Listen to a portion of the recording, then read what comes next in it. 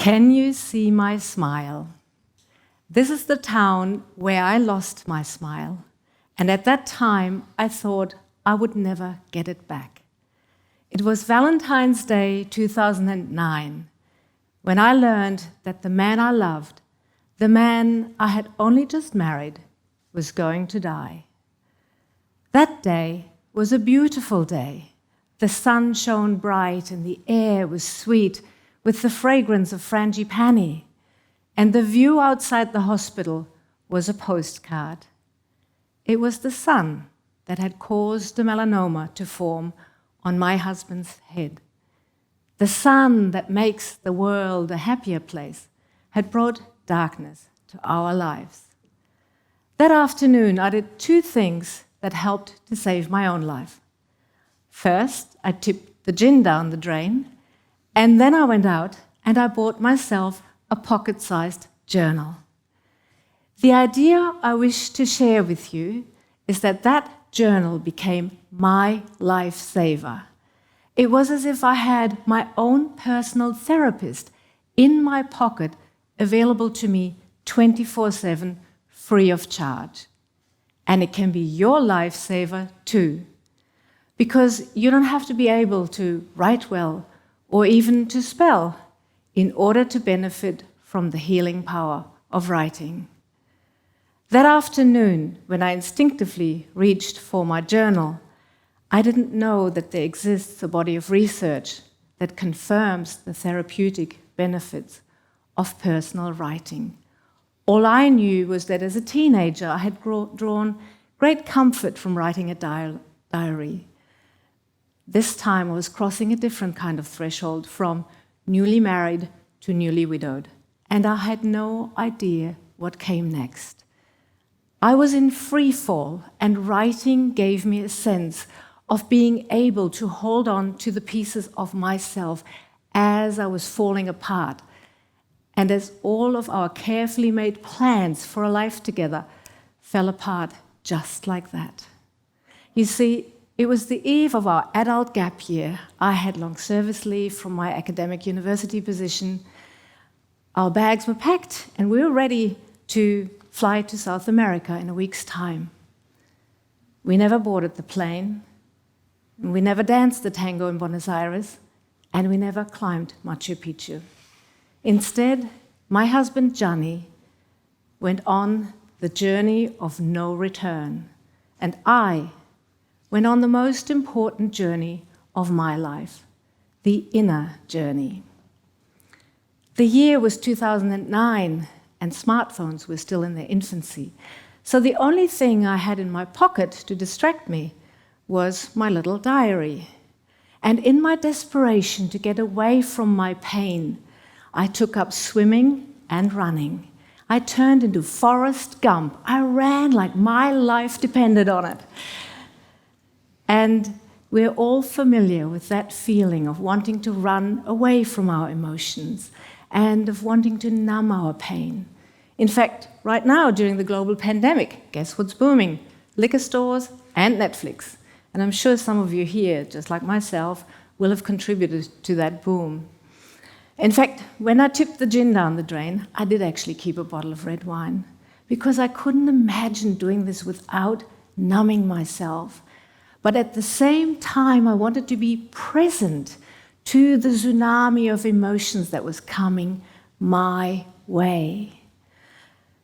The idea I want to share with you today is that writing by hand is a way of slowing down so that you can become present to your own story as it is unfolding. Because in the end, we cannot outrun our emotions. They will always eventually catch up with us. Writing is a way of bearing witness to your own story, and the blank page is a safe space where you can show up authentically to speak your own truth. And that is life-changing. We're all narrative beings. In fact, our identities hinge on the stories we tell about ourselves. Think about it. How do you introduce yourself to a stranger at a dinner party. And how does that differ from the way you would introduce yourself to a new work colleague? But sometimes we forget that we are in charge of the stories we tell about ourselves. And when things are really difficult, we tend to cling to the victim narrative. And we say, poor me, why me? And life is so unfair. And yes, life is unfair.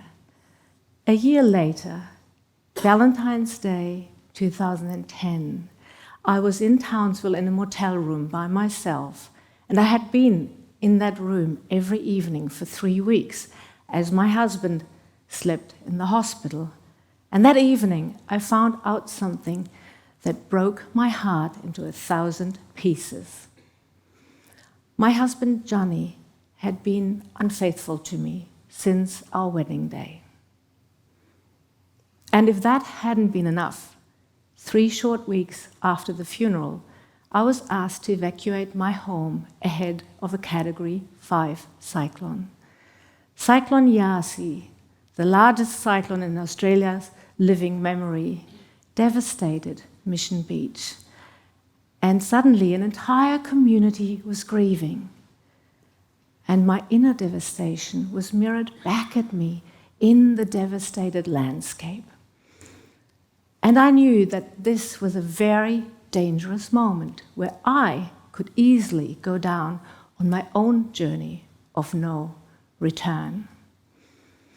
I was standing in a flattened banana field holding my phone into the breeze, trying to get connections so that I could call my mother on the other side of the world, when it suddenly hit me that it was up to me to write a new story for myself and to bring the smile back to my face. You see, my mother was born on the eve of World War II in Nazi Germany, and my grandparents were too poor to send her to school. And my mother has remained trapped in that victim narrative all of her life. And she's told herself the story of how she is the dumb one in the family, the one unworthy of an education. And it breaks my heart that she held herself back from stepping into her true potential. I didn't want to follow my mother's example. I wanted to be the hero of my own story. And writing showed me that the difficult times, the moment you cross the threshold of no return, the obstacles to be overcome, those are the important turning points in our lives that shape the arc of our personal stories. In order to become the hero of my own story, I had to forgive my husband. And so I wrote him a letter that he would never read. But the act of writing that letter freed me from the story. Suddenly, the pain, the anger, the hurt were on the pages of my journal, and my heart was becoming free. It took many letters because I had to tell him many times what a bastard he had been before I could finally tell him that I did actually forgive him. And I also wrote emails to the women he had been with. And I did email the final version, the one where I could tell them, I forgive you, to these women. And some of them wrote back to me. And one of them thanked me for allowing her to find closure.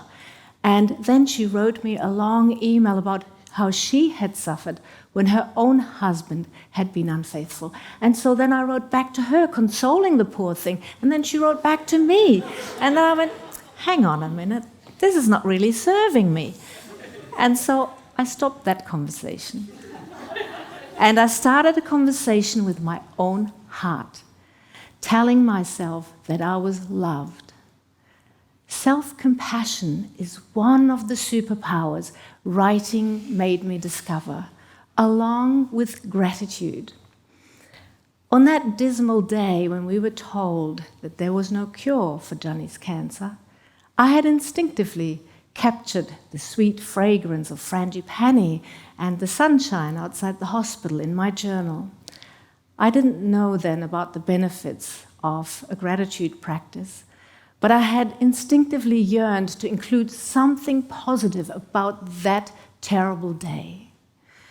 Writing a gratitude journal is as easy as writing down 5 things at the end of your day that you're grateful for. And there's always something to be grateful for. And it is what will put the smile back on your face. But we are harsh storytellers of our own stories. We tend to dwell on the negative, the wrong turns taken, the shattered dreams, the missed opportunities. And we allow our inner editor to sabotage us into thinking that we're no good.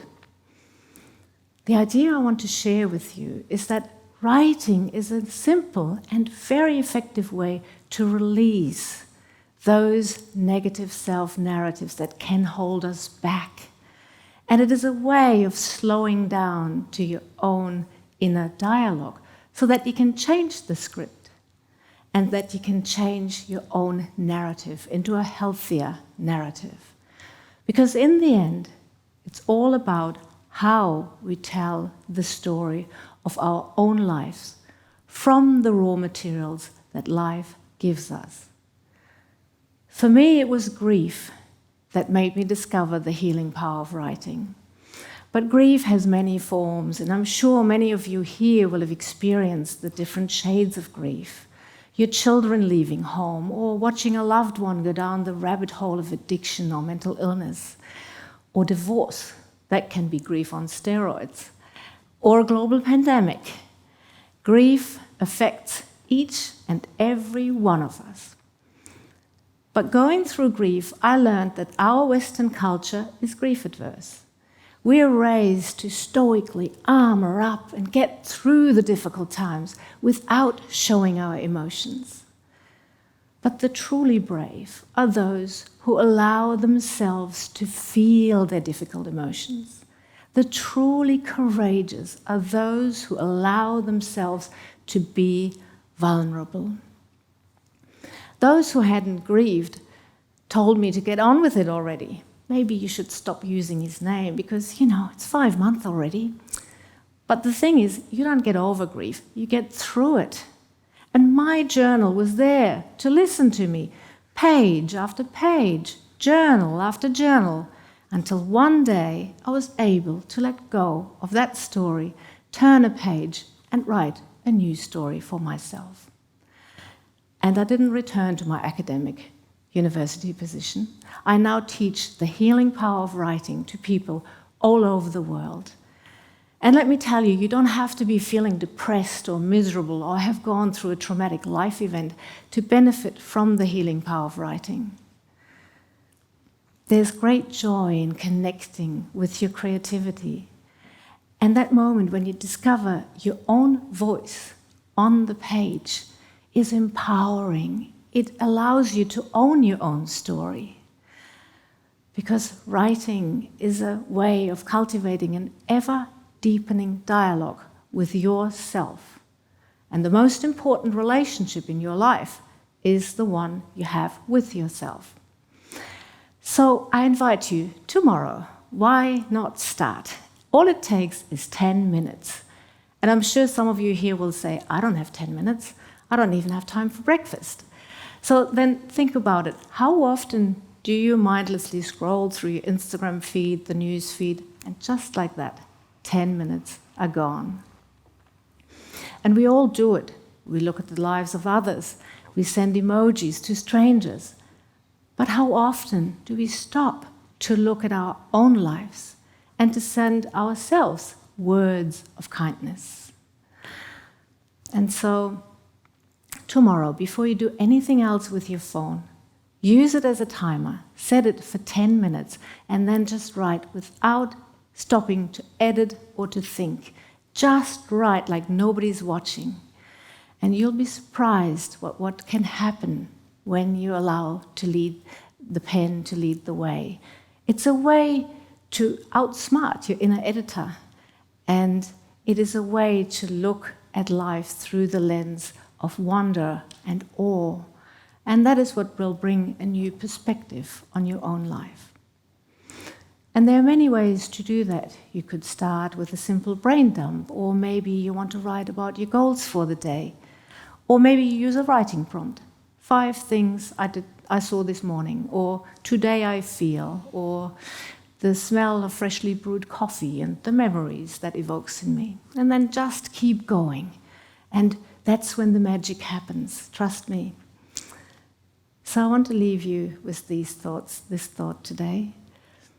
A regular personal writing practice is as beneficial to your well-being as a daily walk or a regular yoga practice. It will make you feel focused, calm, and connected.